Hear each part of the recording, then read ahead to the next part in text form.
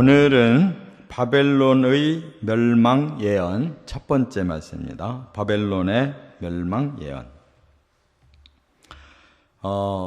지금 이제 50장으로 건너뛰었는데요. 이 내용은 이어지고 있어요. 그래서 지금 우리가 알듯이 이 예레미야서는 이 시간 순서대로 쓴 게 아닙니다. 편집이 왔다 갔다 이렇게 돼 있어요. 그래서 그냥 우리가 예레미야서를 1장부터 52장까지 읽어가지고는 그 순서를 알 수가 없습니다. 그래서 이렇게 연대기 성경으로 읽어보면 예레미야가 예언한 내용 또 어떤 사건을 기록한 것이 이렇게 이어져서 우리가 알게 되는 거예요. 그게 바로 연대기 성경의 아주 중요한 점인데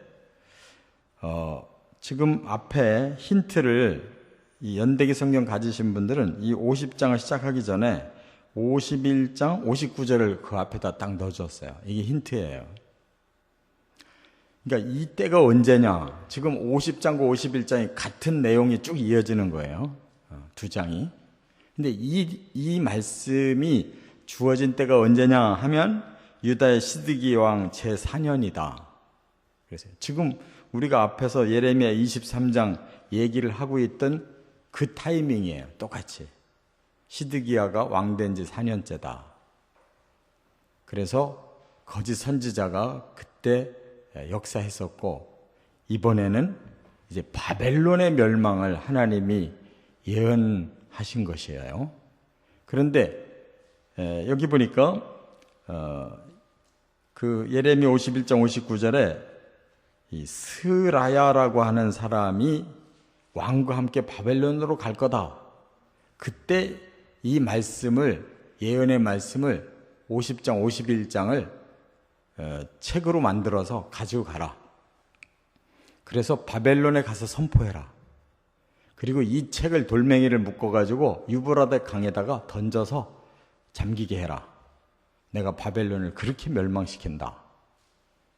이렇게 하나님이 아주 확실한 메시지와 퍼포먼스를 주신 거예요.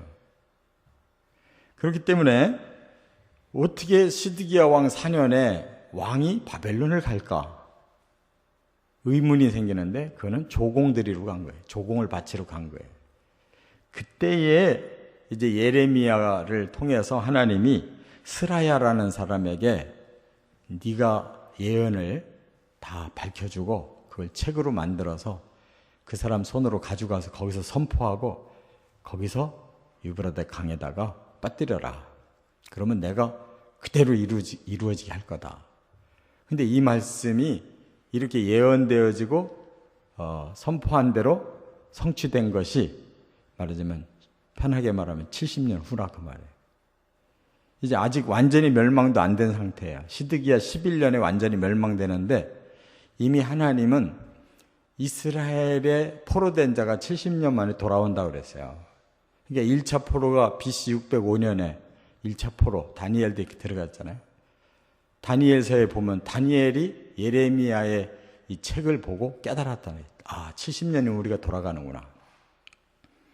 그래서 이미 포로는 시작됐고 또 바벨론의 멸망은 70년 만이다 했으니까 이제 벌써 70년 안쪽에 멸망한다는 거예요.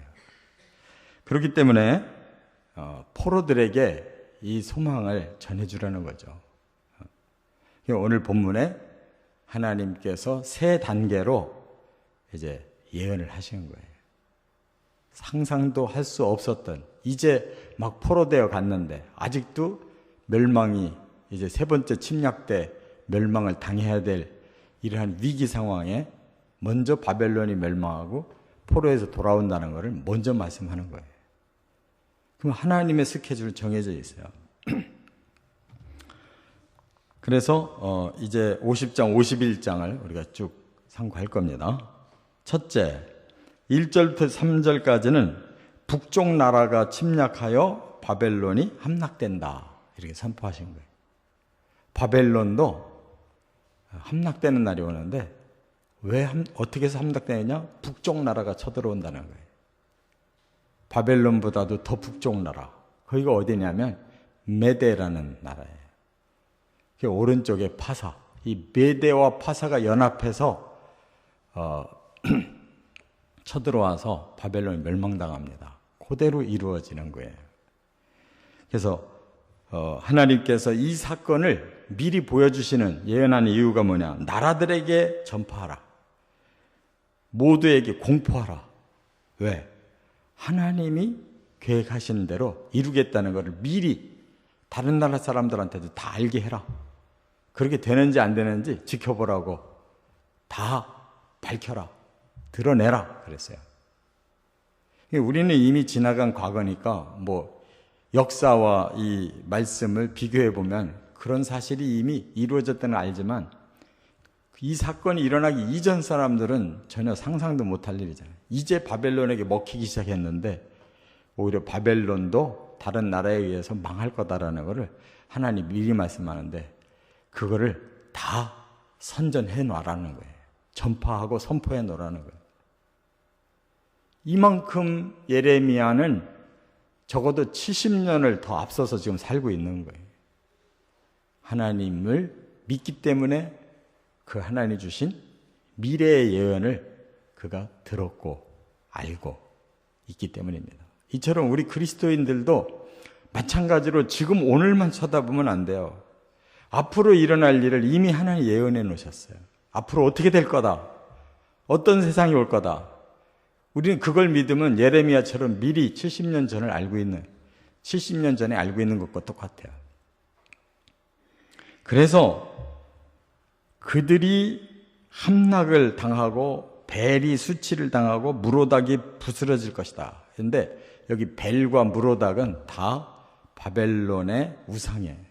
하나님이 지금 누구를 싫어하는지를 알 수가 있잖아요. 바벨론이 함락될 거다 그래놓고 바로 벨이 수치를 당할 거다. 그 바벨론을 끌고 가고 있는 우상에게 내가 수치를 줄 거다. 그들이 경배하고 있는 무르닥이 그날에 다 부서질 거다. 하나님이 어디에 초점을 맞추시는지 알잖아요. 바벨론도 역시 사탄에게 속아서 이런 거짓 우상들을 섬기고 그러다가 결국은 망한다는 거예요. 지금의 사람들도 아무것도 모르고 세상 문명을 일으켜 나가지만 다 배후에서 사탄이 그렇게 하나님을 대적하고 방해하고 있는 일인데 이 세상이 멸망될 거다. 그때 하나님이 바로 그 배후의 사탄을 내가 쳐버리는 것이다. 이렇게 하나님의 속마음, 정말 하나님이 싫은 것을 심판하는 것을 보여준다. 그 말이에요. 그리고 한 나라가 북쪽에서 나와서 쳐서 바벨론을 황폐케 할 것이다. 아주 분명하게 한 나라가, 북쪽에 있는 나라가 쳐서 바벨론 함락시킨다고 말씀했어요.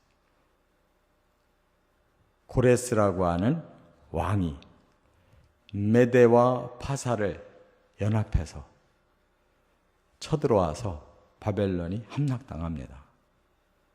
그대로 70여 년 못된 상태에서 예언하신 대로 이루어지는 거예요. 두 번째, 4절부터 8절까지 보면 유다의 포로 생활이 끝난다. 하나님 또 하고 싶은 말씀은 뭐냐?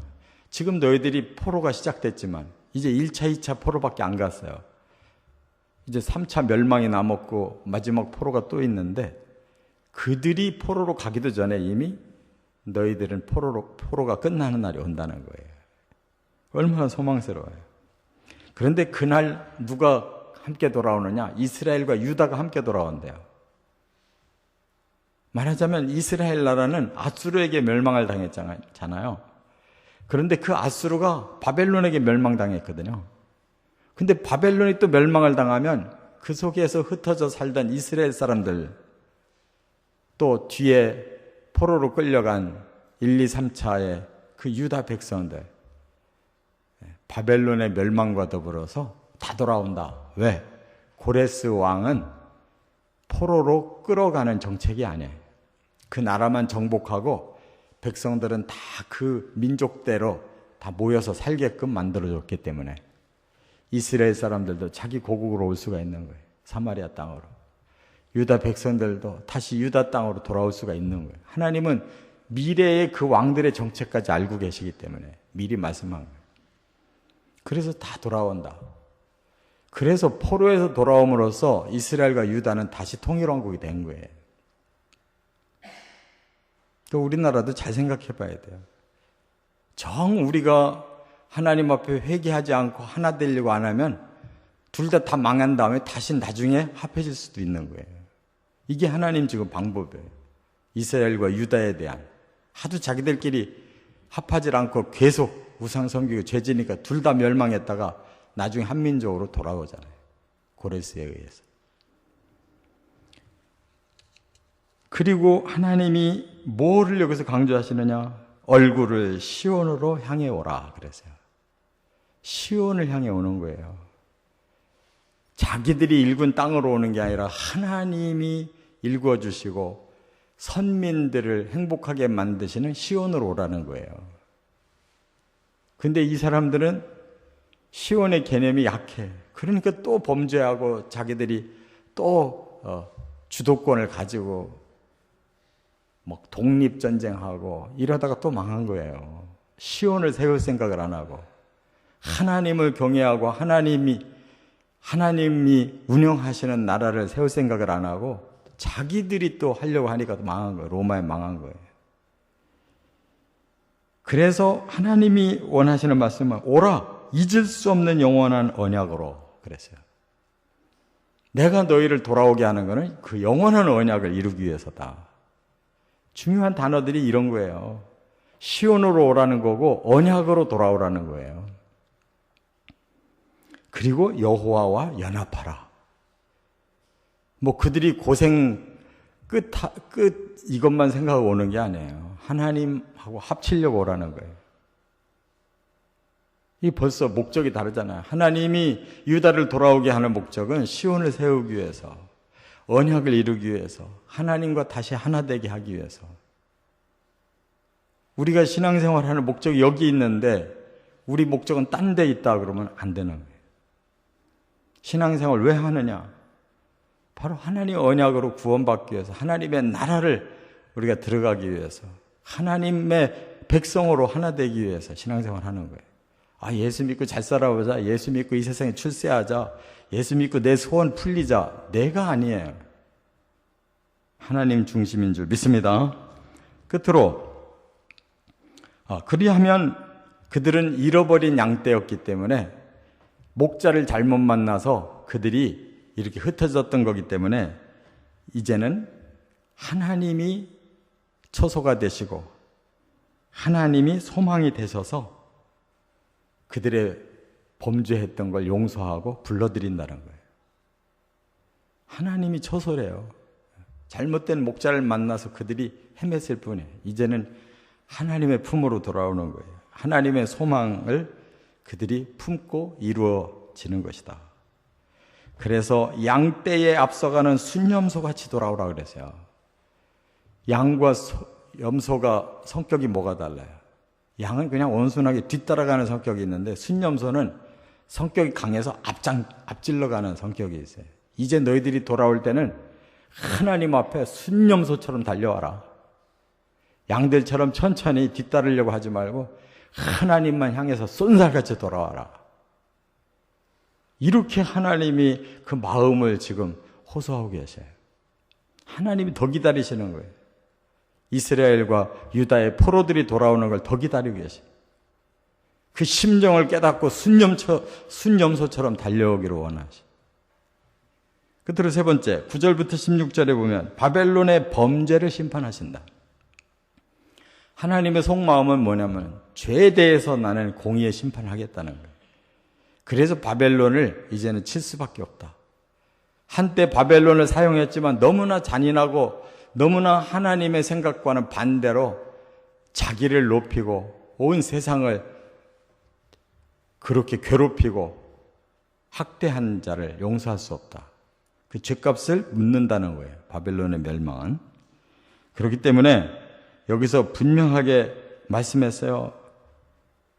하나님의 소유를 노략했고 그들의 멸망을 기뻐했다. 이제는 너희들이 노략을 당하고 너희들의 멸망을 보고 다른 나라가 기뻐할 때가 올 거다. 이게 공의의 보복이라는 거예요. 14절에 보면 그가 여호와께 범죄했기 때문이다. 그 범죄에 대해서 하나님 심판하신다는 거예요. 15절에 보면 행한 대로 보복한 것이다. 그가 악을 행했으면 악에 대한 처벌을 받는 거다. 그가 남을 학대했으면 이제는 학대를 당하는 처벌을 받는 거다. 이 보복법이에요. 공의의 법은. 이렇게 하나님이 바벨론을 심판하신다는 거예요. 그들의 범죄를 심판하신다. 이처럼 하나님은 공의의 하나님이십니다. 그래서 오늘 우리가 깨달아야 될 것은 하나님은 온 세계를 다스리는 하나님이에요. 바벨론도 세웠다가 다른 나라를 세워서 멸망시키는 하나님의 온 세상을 주권을 가지고 계시다는 것. 하나님은 언약을 반드시 지키시는 사랑의 하나님이고 하나님은 반드시 올바르게 처단하시는 공의의 하나님이라는 걸 오늘 밝히는 거예요. 이 하나님은 변함없이 그렇게 해나가실 거예요. 우리는 하나님의 그 사랑의 언약만 붙잡으면 되는 것이. 이러한 믿음으로 승리하시기를 주의 이름으로 축원합니다.